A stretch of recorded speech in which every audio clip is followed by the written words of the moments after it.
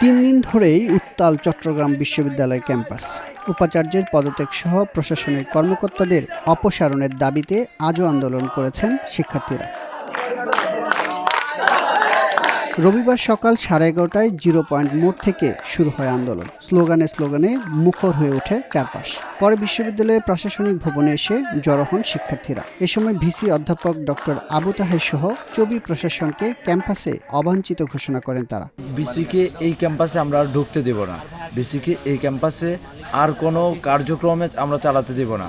আগামীকাল আমরা বিসির কুশপত্তলিকে আমরা দাহ করব। এর পরবর্তীতে যদি বিসি এরপরও পদত্যাগ না করে, কিন্তু তার কিছুই করার না, সে ক্যাম্পাসে আসতে পারবে না। আমাদের কঠোর অবস্থান যে আমরা ওকে আর ক্যাম্পাসে 1 সেকেন্ডের জন্য দেখতে চাই না। এদিকে চট্টগ্রাম বিশ্ববিদ্যালয়ের এফ রহমান হল থেকে অস্ত্র নিয়ে বের হওয়ার সময় শিক্ষার্থীদের হাতে এক যুবক আটক হয়েছে। সে নিজেকে দাউদ সালমান নামে পরিচয় দিয়েছে এবং বিশ্ববিদ্যালয়ের সমাজতত্ত্ব বিভাগের 2013-14 শিক্ষাবর্ষের শিক্ষার্থী হিসেবে জানিয়েছে। 415 নাম্বার রুম, আরে বের করে দাও। 415 নাম্বার রুম, 415 নাম্বার রুম থেকে সে এগুলো নিয়ে এসে চলে যাচ্ছিল। আমরা তাকে আটকাইছি। এখন এরা একদম ডাইরেক্ট লোড করা, আপনারা নিজেরা দেখেন। এখন কে কে ছিল তুমি এটা বলে যাও, অন্তত এই ক্যাম্পাসে যেন আর কোনো ঝামেলা না হয়। তুমি বলো তোমার সাথে কারা কারা আছে? ফাহিম, রাফিদ, এদের নাম। আচ্ছা, সমস্যা নাই, মোবাইল আমার কাছে থাকলো। এই যে তার একটা মোবাইল পাওয়া গেছে, সে অ্যান্ড্রয়েড ফোন নিয়ে আসেনি, কারণ তার তথ্য গোপন করার জন্য। যে অ্যান্ড্রয়েড ফোন যদি নিয়ে আসে তাহলে সব তথ্য বের হয়ে যাবে। আমরা এই ফোনও সেনাবাহিনীর হাতে দিয়ে দিব। আমরা কোনো আইন নিজের হাতে তুলে নিইনি এবং নিবও না।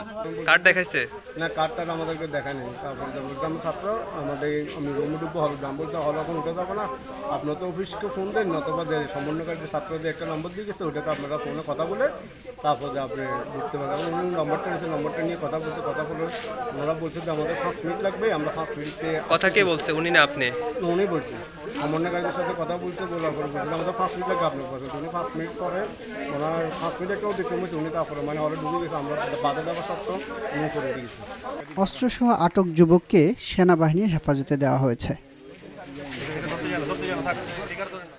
মুক্তিযুদ্ধ করেছে তাদের আজকে জীবনের চরম নিরাপত্তাহীনতা ভুগতেছে স্যার।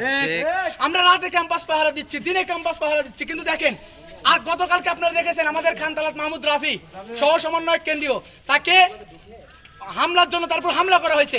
আজকে আমাদের ইসাহাক ছিল, আমি ছিলাম, আমাদের উপর হামলা করা হয়েছে। মূল কারণ কি? মূল কারণ চট্টগ্রাম বিশ্ববিদ্যালয়ের ভিসির পদত্যাগ চাই আমরা। মূল কারণ আমরা শান্তি চাই। আমাদের উপর আক্রমণ করছে ছাত্রলীগ দিয়ে। আমরা বলতে চাই দেশে আইন আছে, সবকিছু আছে, পুলিশ প্রশাসন, এরপর আর্মি যারা রয়েছেন, বিজিবি যারা রয়েছেন।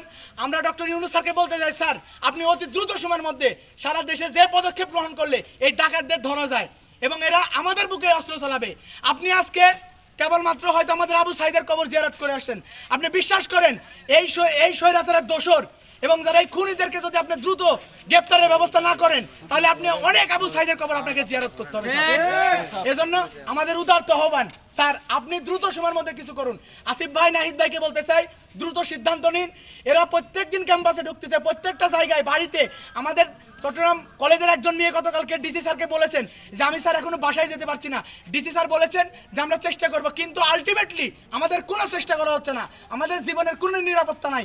একটা রিভলভার সহ একটা যখন ছাত্রলীগ আমাদের পুরো আক্রমণ করে, এরপরে আমরা একাধিকবার প্রশাসনকে ফোন দিচ্ছি, তারা আসতেছে না। তার মানে আমরা কি বুঝতে চাই? একটা ব্যর্থ রাষ্ট্রের পদে পরিণত করার চেষ্টা করছে তারা। আপনারা রাষ্ট্রের একদম উঁচু জায়গায় আছেন, আপনারা দ্রুত সিদ্ধান্ত নিন।